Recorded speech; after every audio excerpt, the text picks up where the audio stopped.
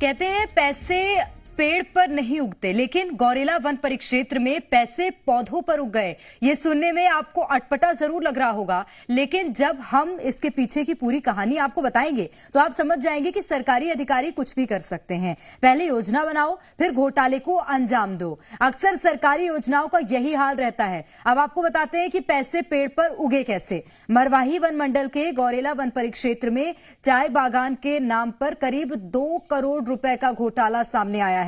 दरअसल एफआरए योजना के तहत बैगा आदिवासियों को जमीन मिली थी और इसको वन विभाग को विकसित करना था। वन विभाग ने मनरेगा के तहत चाय बागान बनाने की महत्वपूर्ण योजना बनाई, जिसके तहत 73 आदिवासी किसानों को मिली वन भूमि पर चाय बागान बनाकर उनकी आय बढ़ाने का जो सब्जी बाग है वो दिखाए गए और योजना में हर एक हितग्राही के नाम पर 3 लाख रुपए स्वीकृत भी हुए। वन विभाग ने पूरी योजना में एजेंसी के रूप में काम करते हुए 73 किसानों की भूमि पर चाय के लाखों पौधे लगा दिए। इसके बाद पीछे मुड़कर नहीं देखा और देखरेख के अभाव में पौधे सूख गए। हितग्राही बैगा आदिवासियों के मुताबिक पौधे लगाने के कुछ दिनों तक तो जीवित थे। बाद में वन विभाग ने पौधों में ना तो खाद डाला ना ही पानी डाला। पौधे लगाने के बाद कुछ दिनों तक तो अधिकारी आते रहे, बाद में किसी ने भी इस ओर मुड़कर नहीं देखा। सिंचाई के अभाव में लाखों चाय के पौधे सूख गए और योजना के नाम पर कर्मचारियों और अधिकारियों में पैसे का बंदरबाट हो गया। अब इस वन परिक्षेत्र में सिर्फ गाजर घास नजर आ रही है। वहीं विभाग के अधिकारी कह रहे हैं कि जांच के बाद जिम्मेदारियां तय की जाएंगी और कार्रवाई होगी। सब मर गया। कितने पौधे लगे रहे होंगे यहाँ? पूरा में लगाए थे यहाँ? जी पूरे लगाए थे इसमें। हाँ, एक भी पौधा नहीं बचा? नहीं बचा, सब मर गए। जी।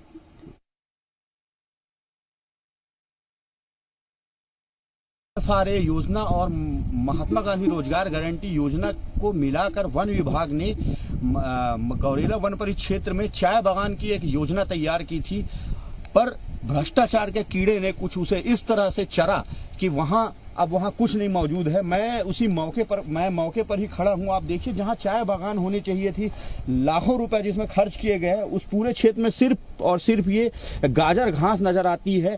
पूरे के पूरे जो इसमें 72 से लगभग 72 किसानों का चयन किया गया था। उस पूरे क्षेत्र में जहां तक आपकी नजरें जाती है वहां तक पूरे चाय के पौधे लगाए गए थे। और उसमें जो ग्रामीणों से जो जानकारी मिली, उनका कहना है कि शुरुआती दिनों में तो इसे ध्यान दिया गया जब लगाया गया, लेकिन उसके बाद इनका बिल्कुल ध्यान नहीं दिया गया, पानी नहीं डाला गया और पूरी तरह से इन्हें प्राकृतिक वातावरण पे बेसहारे की तरह छोड़ दिया गया। नतीजा ये हुआ कि लाखों रुपए खर्च करके बनाए गए चाय बागान की योजना मिट्टी में मिल गई और वन विभाग के अधिकारियों ने इस पूरे पैसे का बंदरबांट करके इसे भ्रष्टाचार में लिप्त होकर खत्म कर दिया। दुर्गेश सिंह, जी मीडिया। मेरा पोस्टिंग के बाद जो है मेरे को भी सुनने के लिए मिला कि यहाँ चाय बागान लगाया गया है। मैं जाके देखा जून में, वहाँ किस प्रकार की चाय बागान की मैंने पौधे नहीं मिले और उसका शिकायत भी मिला हुआ है और उसका जांच जो है ना प्रक्रिया में है। अब कौन सा योजना है, कहाँ है, अभी तो जांच के बाद ही पता चलेगा। इसके बारे में मैं बताना चाह रहा हूँ कि जिला पंचायत बिलासपुर हुआ करता था। उस समय चाय बागान की स्वीकृति दी गई थी बिलासपुर से और इसका कार्य एजेंसी बनाए गए थे वन मंडलाधिकारी को। इस संबंध में मेरे द्वारा वित्तीय भौतिक जानकारी मांगी गई है, अभी तक की जानकारी नहीं आई है। तो चाय बागान के नाम पर लाखों का बंदरबाट हुआ है। 73 आदिवासी किसानों की जमीन पर चाय के पौधे लगाए गए थे। किसानों के साथ इस वक्त हमारे संवाददाता दुर्गेश जुड़ गए हैं। दुर्गेश, ये तस्वीरें जो आपने हम तक पहुंचाई, ये तस्वीरें साफ दिखा रही है किस तरह से बंजर जमीन पड़ी हुई है। अब तो चाय के बागान है नहीं। किसको फायदा पहुंचा है इस योजना का? देखिए, बैगाओं को मुख्य धारा से जोड़ने के लिए वन विभाग ने एफआरए के तहत ये पूरी योजना चालू की थी, जिसके तहत लगभग एक किसान को 3 लाख रुपए स्वीकृत किए गए थे और चाय पौधे वहां लगाने थे।